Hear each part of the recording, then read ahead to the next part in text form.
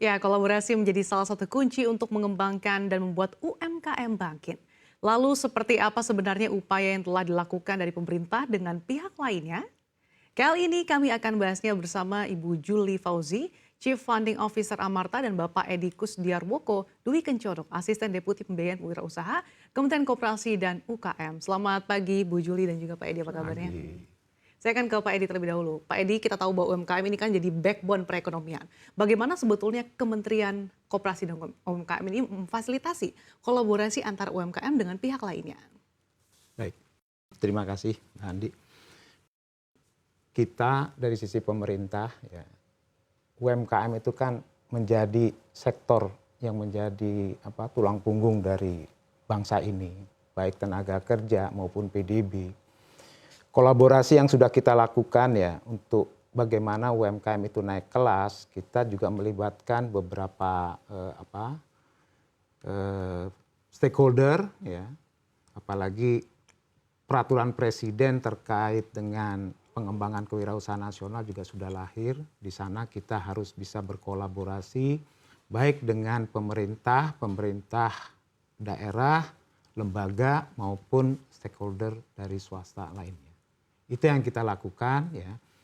Kita sendiri dari sisi asdep pembiayaan, ya, bagaimana kolaborasi ini kita lakukan, karena naik kelas itu minimal harus ada 3 yang harus kita lakukan.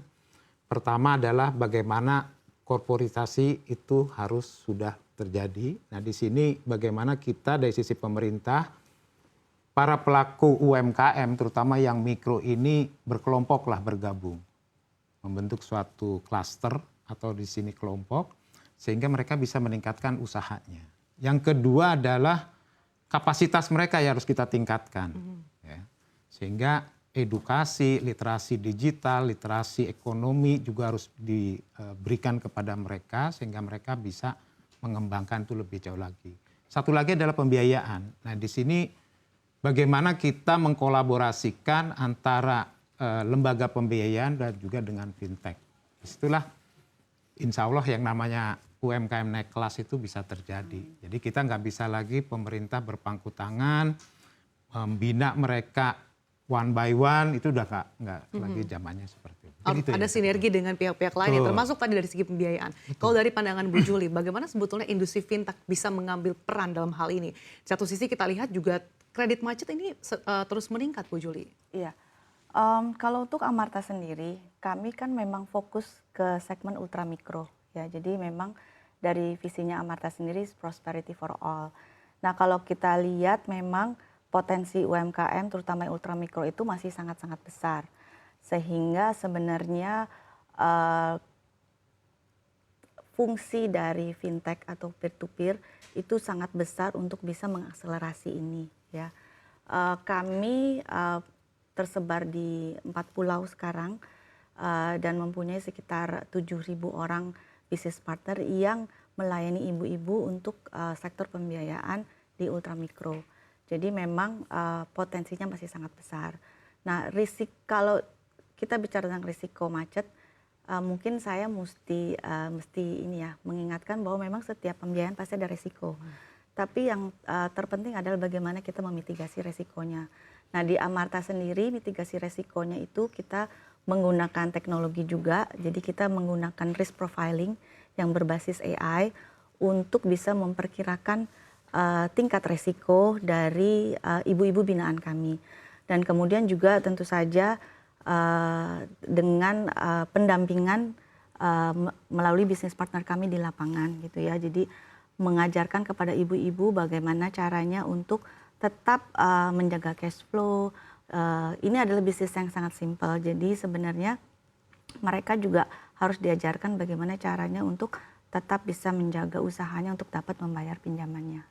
Oke, jadi memang tadi mitigasinya melalui risk profiling dan juga bentuk pendampingan ya Bu Iya, Juli, ya. betul. Saya akan kembali ke Pak Edi. Pak Edi, bagaimana Kemenkop UMKM ini mengakselerasi kolaborasi antara UMKM, kemudian lembaga pembiayaan, termasuk fintech? Ya, kita untuk mengakselerasi ini ya, Kementerian Koperasi UKM salah satunya punya program Entrepreneur Financial Fiesta. Itu sudah kita lakukan sejak tahun 2022 Dan 2023 ini kita sudah mulai dari open call itu sudah dari bulan Juni lalu, dan dari bulan Januari kita sudah melakukan dengan pembinaan secara khusus kepada beberapa klaster. Ada 23 klaster yang sudah kita lakukan, bagaimana kita menggabungkan pembiayaan terhadap para pelaku startup dan wirausaha di sini atau UMKM, karena mereka tuh ada kendala di pembiayaan melalui perbankan, karena aset itu menjadi salah satu persyaratan yang ditetapkan oleh peraturan perbankan. Nah, di sini kami mengkolaborasikan antara dua pembiayaan, di mana startup dia sebagai off-taker, dia sebagai juga avalis, dia sebagai agregator. Nah, startup ini kan perlu juga pembiayaan. Itu yang kita harapkan dengan fintech, dan ini memang sudah berjalan. Nah, yang sudah berjalan sudah ada berapa mitra Pak yang tergabung dalam Entrepreneur Financial Fiesta untuk ini? saat ini yang sudah mendaftar sudah mencapai angka 473.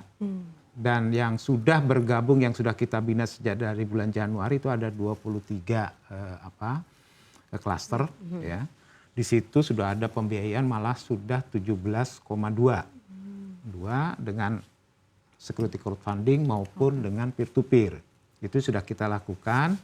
Dan sebagai klaster ke bawah, wirausaha atau pelakunya, itu kita mengupayakan dengan program pemerintah, yaitu KUR klaster sampai dengan, KUR klaster kan sampai dengan 500, namun 100 ke bawah itu kan tanpa agunan. Nah, itu yang kita upayakan di sana.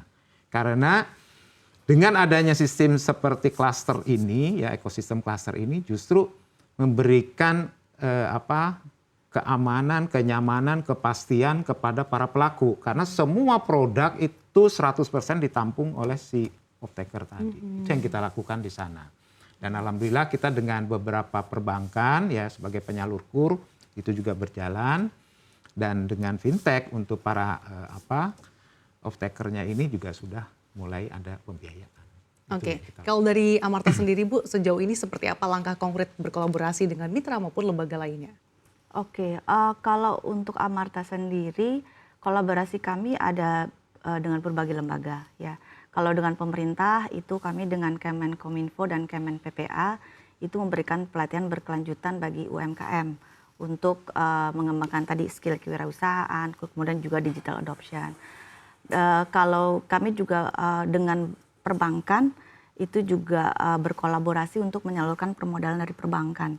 Jadi berkolaborasi untuk tadi menyalurkan pembiayaan ke ultramikro.